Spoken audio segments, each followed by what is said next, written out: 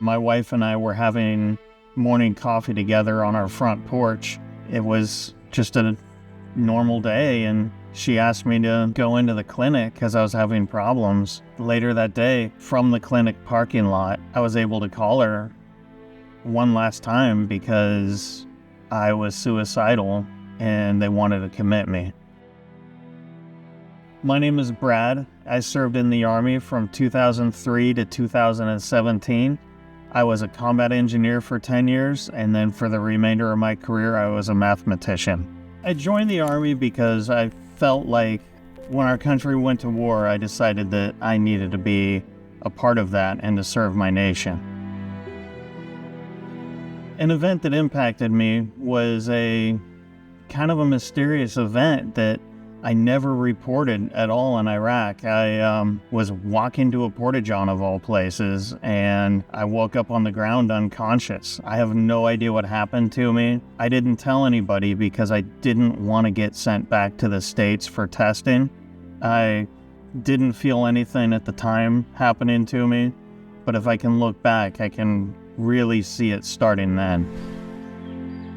My transition experience out of the military was a little bit bumpy, to say the least. There was a lot going on with me mentally at the time. I was hearing things, I was seeing things, I was extremely paranoid. During that time, I developed schizoaffective disorder and was eventually medically retired from it. I have made it my life mission to try to help others in that same situation. I would hear what I later named the dragon. It knew every chink in my armor and knew how to break me down very well. I felt like I wasn't living at all. And then a med board was recommended for me, and that process took about 18 months. It was a big challenge to be medically retired. It was a long time coming, and it made me feel like I wasn't worth very much at all. When I was in the clinic, it was 30 days of intensive inpatient. The amount of treatment that I received in this clinic and the balancing of my medications was very helpful.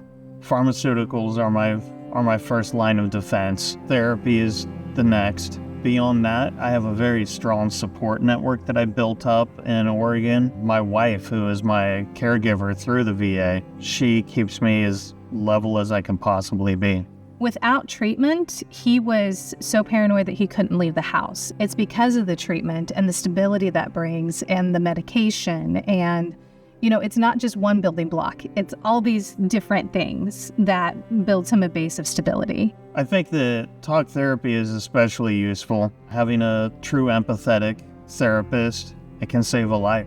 If you have a mental health condition, you need to explore medication, you need to explore therapy, you need to work closely and honestly with your providers, because there are people out there that care about you, and for the sake of them, you need to get help. I think that my most proudest moment for Brad is every day that we're in, because I know how hard he fights every single day to show up and be a husband and to show up and be a father.